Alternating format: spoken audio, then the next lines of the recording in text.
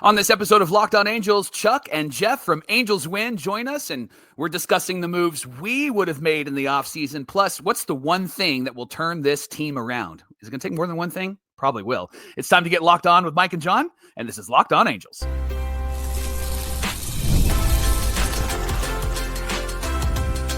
You are Locked On Angels, your daily Los Angeles Angels podcast. Part of the Locked On Podcast Network, your team every day. Thanks for making Locked On Angels your first listen of the day. You can find us anywhere you get your podcast, including Apple Podcasts, Spotify, and SiriusXM by searching Locked On Angels. And if you'd like to give back to the Super Halo Bros for all the Super Halo content, here's some things that you can do. Leave us a rate and a review on Apple Podcasts. If you're watching on YouTube, hit that thumbs up button. And if you're not subscribed on YouTube yet, we're trying to get to 10K by opening day, so hit that subscribe button and become a Locked On Everydayer. And whether you're watching or listening, come over to YouTube and leave a comment. It's one of the best ways to get in touch with us and be a part of the conversation. And this episode of Locked On Angels is brought to you by Gametime. You can download the Gametime app, create an account, and use our promo code LOCKEDONMLB for $20 off your first purchase. Thanks for making Locked On Angels your first listen of the day. Happy Friday to you, and thank you for being here with us. Look who's here. We got Geoff Stoddart and Chuck Richter of AngelsWin.com. Thank you for joining us, boys. Of course, Mike and I together are the Super Halo Bros. We got to do it. We got to do it right. My name is John. That's my brother Mike. And my name is Mike, and that's my brother John. Hey, we're so excited to be back to 5 days a week starting Monday, talking Angels baseball with you Monday through Friday. And before things ramp back up, thought it would be a good time to do a little reflection with our friends Chuck and Geoff. Guys, welcome to the show.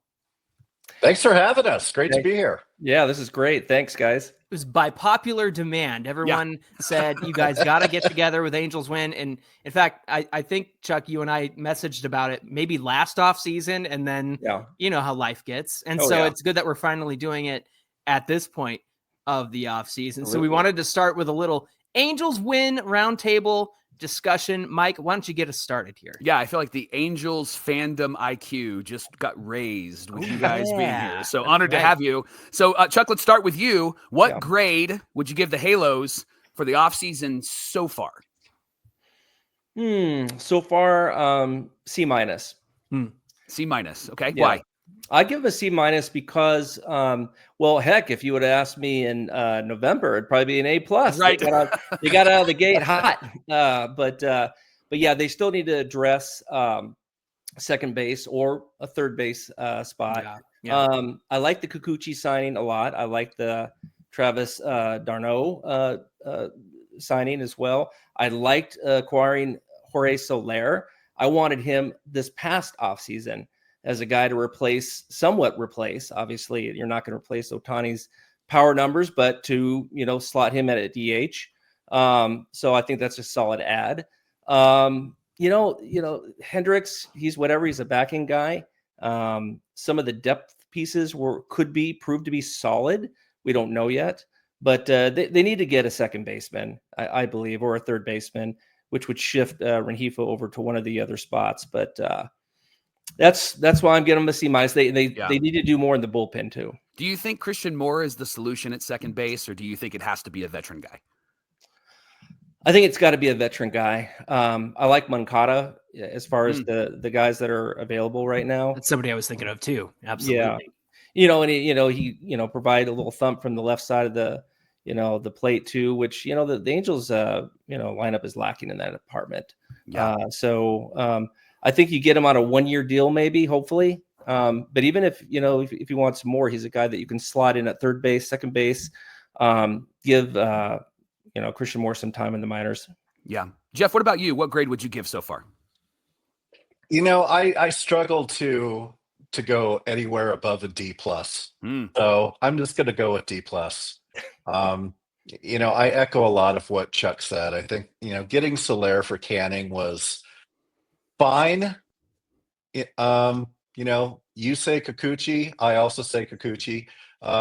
Strong signing in November, but I think the team really needed some power bats, especially from the left side. They have a lineup full of righties.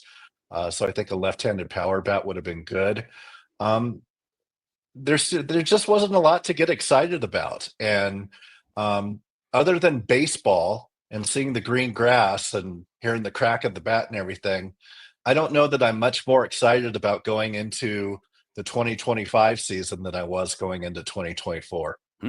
Gotcha. Johnny, what about you? What grade would you give?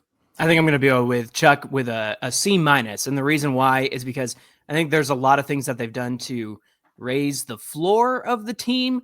But man, guys, it would have been so easy to make this team a playoff contender, like a guaranteed playoff contender. And I know players have to want to be here. There's the whole idea that players get paid more going elsewhere because it's a cheaper state, cheaper taxes, that sort of thing. And then you got the Artie Moreno element of it all and just the reputation that the team has. But man, you throw enough money at somebody, they're going to want to play here. And so for me, it's a C- because yes, we got hot right out of the gate and then haven't done anything since before we had a kid, me and my wife. So that was the point, I suppose. Play my little son, I guess. But, is your kid a lefty? I guess is the question. Help this team in 20 years. That's what we'll go with. Yeah, I think they definitely raised the floor with the additions that they've done, but it could have been so easy. It could have been so much more. Yeah, totally agree. Now, Geoff, what's one move that you would have made if you're Perry Manassian this offseason and why? One move I would have made. I don't know. Maybe Willie Adames to play third. Oh, that's interesting. Kind of slide Rengifo over to second. Yeah. I think that's something I would have looked at. I struggle with John, I totally hear what you're saying, and I don't disagree in theory. I think it would have been really easy. Part of it is something I wrestle with. It's tough to get people to come here. I totally agree with you on that. One of the things I'll call out is something we have heard a lot over the last 5 to 7 years in the offseason is the Angels are activating Mike Trout to get on the phone and call around to free agents and talk up the team, talk up Southern California, and lure them in here. Did any of the three of you hear that once during this offseason? No, not this time. No. What's there to talk up? I mean, he's not even being engaged, apparently. I mean, maybe he is behind the scenes, but not enough that's something that they're leaning into from a messaging strategy standpoint. So I don't know. That's something I guess I would have looked to do. Yeah, I always wrestle with Mike Trout being the guy that kind of rallies everybody together. And does he actually have that skill? But then I look at what happened in the WBC and some of the rallying we saw him do with that team. And so there's incentive to play in the WBC, right? But I think, Geoff, you're onto something. Like, what's the incentive besides the really good helmet nachos to come to Anaheim? Right. Rallying a group of guys to come play for your country and to get behind the flag is one thing. Yeah. What's the selling point here? Yeah, right. Nacho helmets aren't a bad start though. Let's lead with that. We'll give you 2 and a lot of napkins. Chuck, what about you? What's the move you would have made if you're in Perry's seat? So my move, I even after the Kikuchi signing, I really wanted them to get a Blake Snell or a Corbin Burns because I really felt like having Kikuchi slot in at number 2, Soriano at number 3, and then I don't care, who you have at 4 and 5, right? I think that you're looking at 3 really good arms, right off the bat. And so, just piecemeal the rest of the offense, right? You already had Soler in the bag. I think you're looking at a really good rotation, and then just fill in some gaps in the the bullpen, and you're looking pretty good out of the gate. So that would have been my one move, one of those 2 guys. Yeah, John, would you be any different than what Chuck or Geoff said, or would there be a kind of a similar path that you would take? Yeah, Burns would have been the guy for me. And, going back to your point, Geoff, you have to have incentive to get somebody here. And Burns had all the incentive to play for Arizona. He lives there. His wife just had twins. It's cheaper. And he's taking home a lot of that paycheck. It's not getting taxed and whatnot. And so when you speak to incentive, I think Burns did exactly what was right for him. And he's on a team that I don't want to say is on the come up because they were in the World Series 2 years ago, but they're still on the come up. Like they're still going to be good. And, they had their struggles last year. They had a lot of injuries, but he's going to make that team so much better. And for me, there was a statement going around from Burns from the middle of last year when he talked about, what he's going to look for in his next team. And that is, who's on the way up, who's coming into the league that, we might not be good right out of the gate, but give him a few years. And to me, I'm like, well, as an Angel fan, I know that could be the Angels, but I think that Arizona has a more sure thing going, again, because they were just in the World Series 2 years ago. So Burnes would have been the move for me. It would have solidified the rotation and had an ace for the next, 7 years or so. I know that he signed a different kind of deal, but I would have wanted to lock him up long term. Yeah. Chuck, what's going to be the best part of this team this year? Do you have an opinion on, you think it's going to be the offense or the defense? Will the bullpen be good again this year? Do you think that Kikuchi raises the floor of the starters? Does Soriano become, an ace type of pitcher, or am I just way too optimistic? What do you think is going to be the best part of the team this year? Oddly enough, even though I just mentioned how I thought adding a Snell or a Burnes to the rotation would have been a great move for them, I still think the rotation is going to be pretty good. Yeah. I think Kikuchi is going to be we're going to see the Astros version of Kikuchi. I don't think the Angels are going to tweak anything. They just keep him doing what he did there. And I think Soriano is going to just take the next step forward. And I really think that the Angels, I'm really hoping that Detmers gets out of his head a little bit and then he can just pitch. I mean, he's got a great arsenal of pitches. Maybe he adds a splitter or something, the changeup isn't working. So I don't know. I think that, but he's a damn good pitcher. Yeah. And I just think that, he's a guy that you could pencil in at number 3 and sleeper alert, Kohanowitz. I really think Kohanowitz is going to be on the ups. We're big fans of Kohanowitz around here. Yeah. Geoff, and then Mike and John, then you got 2 veteran guys at the back end, Tyler Anderson and Kyle Hendricks. So I think you're looking pretty good. And so of all, the offense, defense, relief pitching, I'm going with the pitching staff, the starting pitching staff. Geoff, where is Kohanowitz and Detmers on your starting rotation if you're putting this starting rotation together? I don't know. I think at that point, I'm putting names in a bag and drawing them out and going, all right, number 2 is. Hey, Wash did that last offseason, didn't he? He was putting names in a bag and drawing.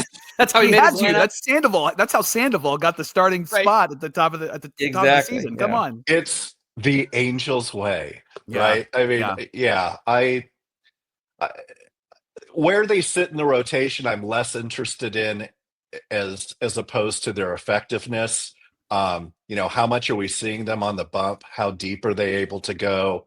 That's the stuff that I think I'm most focused on with those guys. But yeah, we'll see. I'm trying to keep my expectations. In check. John, do you agree with Chuck that we're going to get the Kikuchi of the Astros last season, or we're going to get the Kikuchi from the Blue Jays? I think that there's a reputation the Angels have where they can't develop anybody.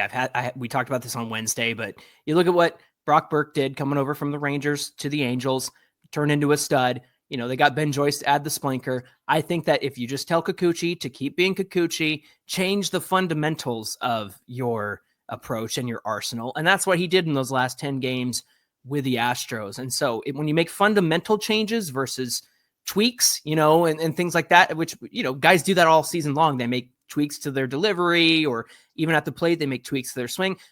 Kikuchi made fundamental changes to his arsenal, especially with a slider. And so I think that is the kind of stuff that's going to stick. Hey, thanks for making Locked On Angels your first listen of the day. Coming up, we continue our conversation with Chuck Richter and Geoff Stoddart of the AngelsWin.com podcast. They've been fans for a very long time, and so we're digging into their fan experience and asking them to share some Halo wisdom with us, and that's all coming up in just a minute.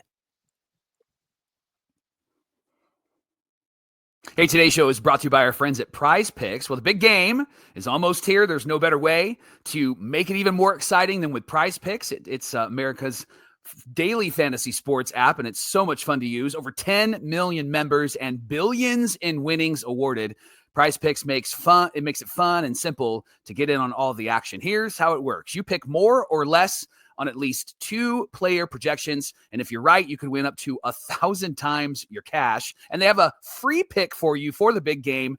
They're saying that you just need to pick more on Patrick Mahomes because they're saying he's going to throw just 1 yard to win, and you just need to pick more because you know he's going to be throwing that ball all over the place. You pair that up with another correct pick, and you're cashing out. I'm going to pair it up with more on Travis Kelce's receiving yards. I think those guys are going to have a really great game. And what I love most is there's fast, safe withdrawals, and when I win, I get money in my account in as little as 15 minutes, which I'm excited about. So download the app right now. Use our promo code LOCKEDONMLB to get $50 instantly if you when you play your first $5 lineup. Again, LOCKEDONMLB, get $50 instantly when you play your first $5 lineup. PrizePicks, run your game.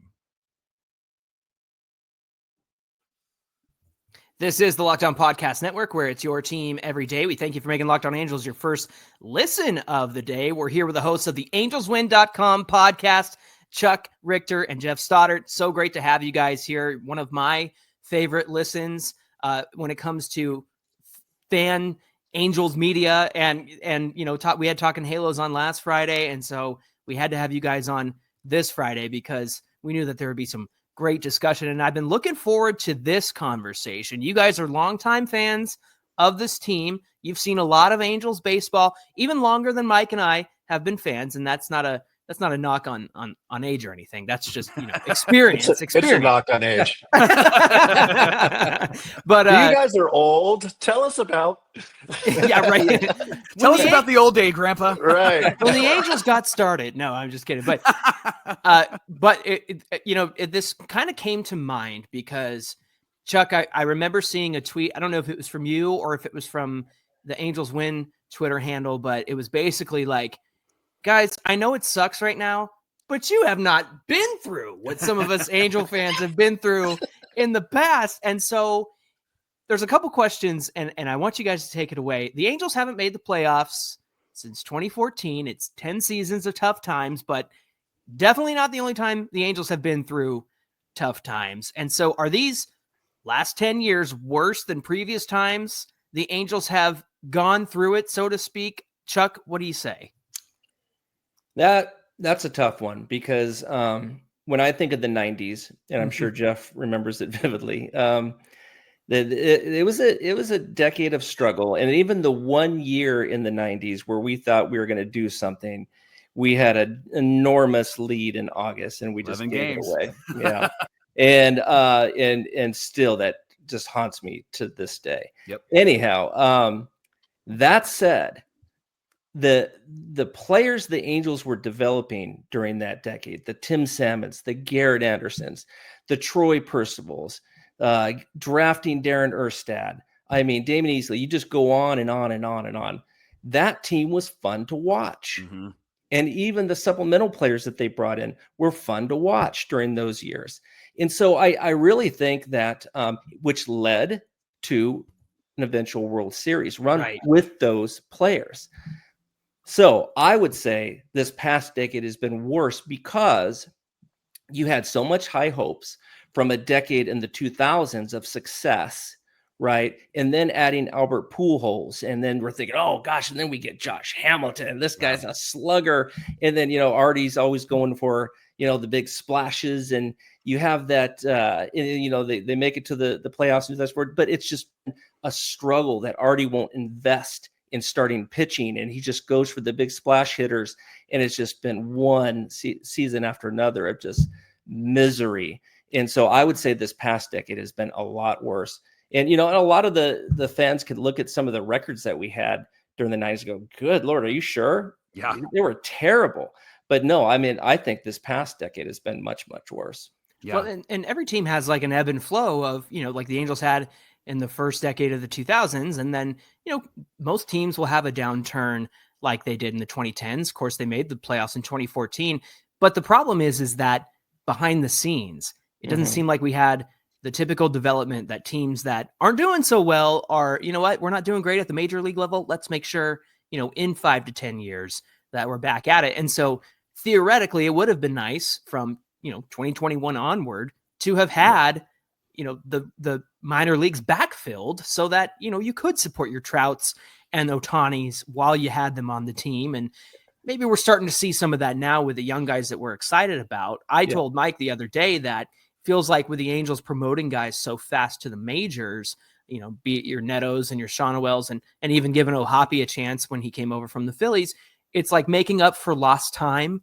Yeah. And while it might not be ideal, it's kind of what they're doing right now in terms of making up for lost time. Chuck, Geoff, I want to kick this question to you. And then Chuck, you can respond after as well. How do you guys, as the kids say, cope with the stuff that us Angel fans are going through right now? What keeps you engaged? What keeps you coming back? Obviously more than just the fact that you guys are the phenomenal hosts of the Angels Win podcast. So what keeps you coming back, Geoff? It was during the mid to late teens, 2000 teens. It was an easier season for me in life because my boys were in travel baseball. So I was spending all summers, every weekend we were somewhere. We were in Arizona, we're in Utah, we're in Nebraska. Like, we're just traveling all over, and did that for probably a good, 9 to 11 years, I think, between all three of them. Right. So I was busy with baseball during the summer. And I would be, glancing over to see how the Angels were doing, and, seeing that they weren't doing well. It was like, since they've all kind of moved on and graduated from high school or aren't involved in baseball anymore, I am left now over the last couple of years to cope. And I wish I had a magic bullet or wise words of wisdom to share with how to do it. I don't know. It's horrible. You got to have another kid. No, I'm just kidding. Apparently yes. For me, it's worse now than it was in the 90s. 80s, 90s, the Angels were terrible, but they had always been terrible. Yeah. So it didn't matter. It was baseball. It was Angels baseball. We loved it. We loved the team. It was fine. The 2000 aughts ruined us because it was such a golden age of Angels baseball that you come to expect it. And then when you fall out of it and you can't not just recapture the magic, but recapture the competency of running a successful organization, it's wildly frustrating. So that is a very long-winded way of saying, I got nothing. Good luck to everyone. You're on your own out there, everyone. Yeah. You said something though. I think it's understandable. And I was going to ask a question about it, and you already mentioned it. We did really get spoiled in the early 2000s, right? And I can remember the 90s. I was a teenager during the 90s. I remember that 92 team. They sucked, right? They didn't have a guy hit double digits. Gary Gaetti and Vaughn Hayes and Lee Stevens, and right, that was a terrible team. Hubie and I remember, I'm not watching. Yeah, Hubie Brooks. I remember he hit a walk-off grand slam in a game, and he hit the catcher with his bat. I distinctly remember that on KTLA 5. So, I mean, that was just a wild, terrible season, right? Yeah. And so, but you're right, Geoff. We just knew that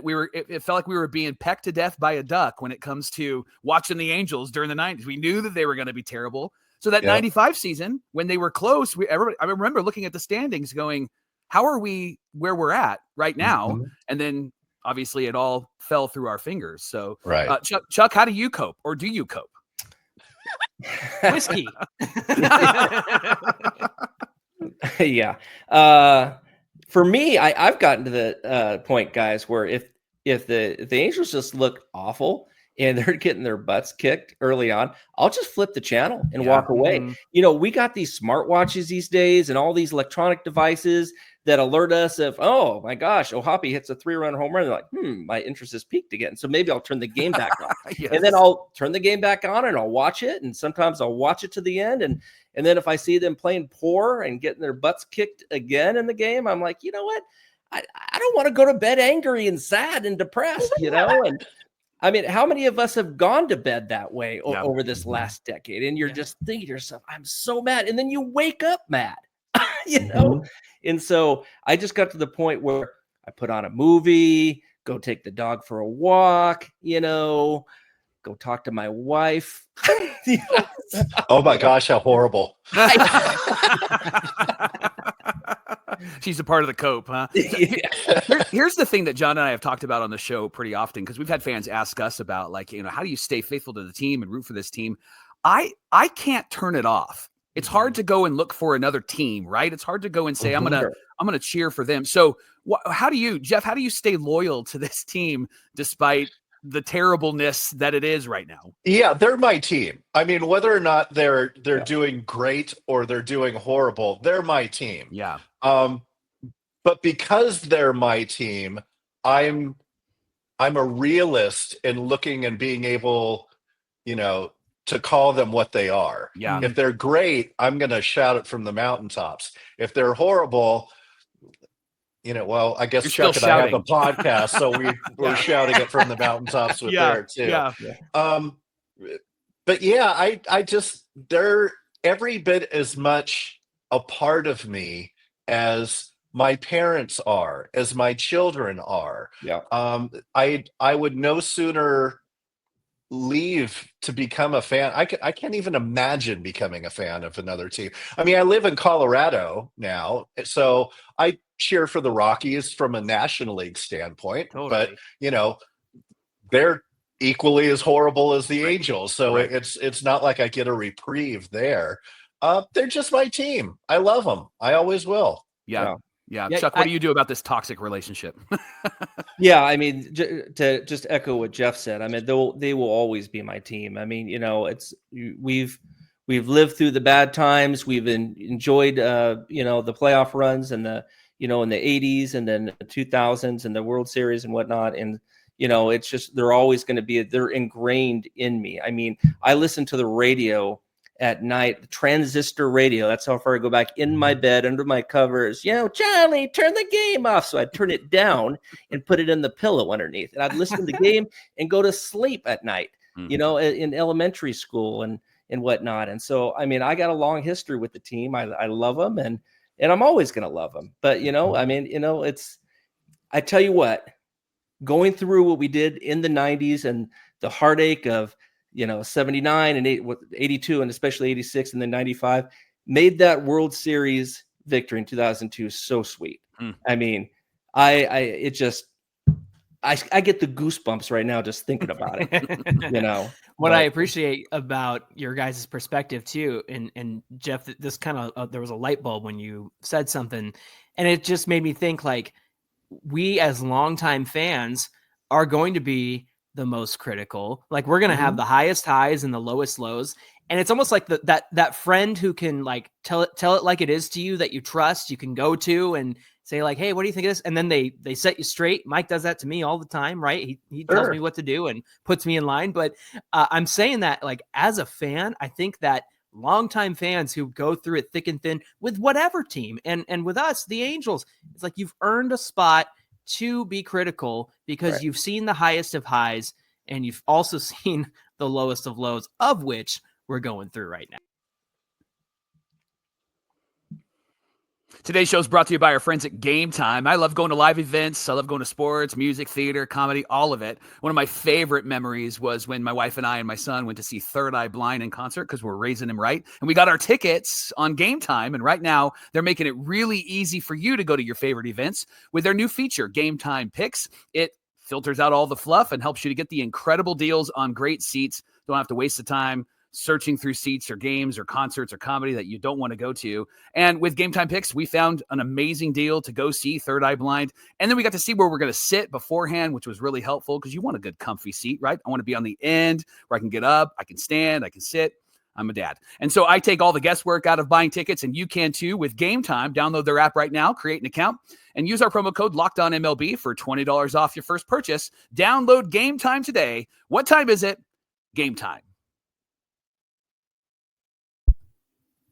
All right, guys, we're going to kick it over to you for one last talking point, and I want to talk about the team's turning point. Now, for better, for worse, where's the one point that things started to go bad for this team? And maybe other than already selling, what's the one thing that will turn this team around and get them good again? Off the top of my head, I think about Mike Scioscia and the fact that, he was they said so long, to him. I think that's when things, even though he didn't have a great couple last seasons, team-wise, record-wise, I think that was a point for me that things started to get a little bit sour. But Geoff, what do you think? What's the point where things got bad, and what would be the one thing where things get good again? I think that's a good call out. I think if you look at the trajectory of the team since Soch left, that was a turning point. And by the way, when they did it, and even sitting here talking, the four of us right now, I still think that was the right move. I think that his voice had lost resonance in the clubhouse, and that it just wasn't landing anymore. But they didn't replace him with someone adequate enough over the years, right, coach after coach, to fill that gap. So I think that's a good call out. I think, as I mentioned before too, a good, something where it kind of went bad is seeing the decline of Mike Trout as being somebody that they lean on to help drive and I'll say market the team to the players within Major League Baseball to try to recruit them in. Again, is that happening behind the scenes? Maybe. Yeah. But the fact that it's never talked about anymore, where it was talked about all the time before, I think is really telling. And I'm sorry, did you ask me what was the good stuff? Well, I would say what's the one thing that turns this thing around, maybe other than Artie selling, because I think we can all agree on that. But I think other than Artie selling, the only thing that will turn the team around is Artie selling. Yeah, like if we're being honest, right? You're picking it. You're nitpicking at that point. Like, right. Let's identify the elephant in the room. Yeah, that's the thing. If that doesn't happen, what's it going to take? Play the lottery, and you might win with some random numbers. Could there be some random event that happens, and guys all have career years, in the 25-man roster? Maybe, you might also hit the lottery this weekend, right? but for me, that's the only thing. It's the biggest thing. Chuck, what about you? When did things go bad, and at what point do you see things turning around? I think when things went bad is when the Angels got rid of Eddie Bain. I mean, Eddie Bain was an amazing director of scouting. You just look at his track record. I also think when they didn't invest as much in scouting in terms of international scouting, and there's that. And then, of course, I think that already just being zeroed in on adding splash offensive players and not in starting pitching. I mean, you look over the years, and even a lot of our drafts over the past decade, we haven't really, other than Detmers, you haven't seen a real focus, on starting pitching. I don't know. But I would start with Eddie Bain and maybe even Stoneman rolling off. I mean, you look at Stoneman's track record. Right. So it kind of goes with Socha and him rolling off. It kind of, all kind of together. That whole leadership crew front office thing. Once it was all kind of out the door, it felt like, things really changed for the worse. So hopefully, again, our loyalty remains true, and hopefully we can stick through it, and there will be better days ahead for the Halos. Hey, thanks for making Locked On Angels your first listen of the day. Now, for your second listen, check out Locked On MLB with our friend Sully. Going to bring you a blend of humor and baseball and keep you updated on every rumor throughout the offseason. You can find his show on YouTube or wherever you listen to podcasts. Hey, give us a follow on Twitter at Locked On Angels and at Super Halo Bros on Twitter and Instagram. Chuck, where can everybody find you and Geoff on social media? At Angels Win on X, and then angelswin.com and /forums is where the community's at and where the people are talking 24/7. Love it. You guys, this was so much fun. Thank you for jumping on with us. We had a great time, and I hope that everybody who listens to Locked On Angels will go and check out, of course, the Angels Win podcast. If you haven't done so already, I'm assuming we have a lot of crossover because people love, especially like me, like I said it the other day, before we did Locked On Angels, this was one of my go-to shows. But now it's like, oh, I got to go to Angels Win. I got to go to Talking Halos. I got to listen to all these guys. So there's lots of good media out there, and you guys do a phenomenal job. So thank you for being here with us. Mike, when we come back on Monday, what are we talking about? We're back to 5 days a week, and we're going to get you ready for spring training. We're going to take a look at the roster, each of the positions. We got a lot to talk about and a lot to discuss, and we'll see you on Monday on Locked On Angels. All right. Thanks for being here with us, guys. Chuck and Geoff, thank you for being here from Angels Win. Again, check out their podcast. Check out the website. Of course, lots of good Angels discussion there. Make sure you give them a follow on social media. Until Monday's show, my name is John, and that's my brother Mike. And my name is Mike, and that's my brother John. Thanks for being here with us, everybody, and we'll see you back here on Monday. 5 days a week again, baby. Let's go. Woohoo.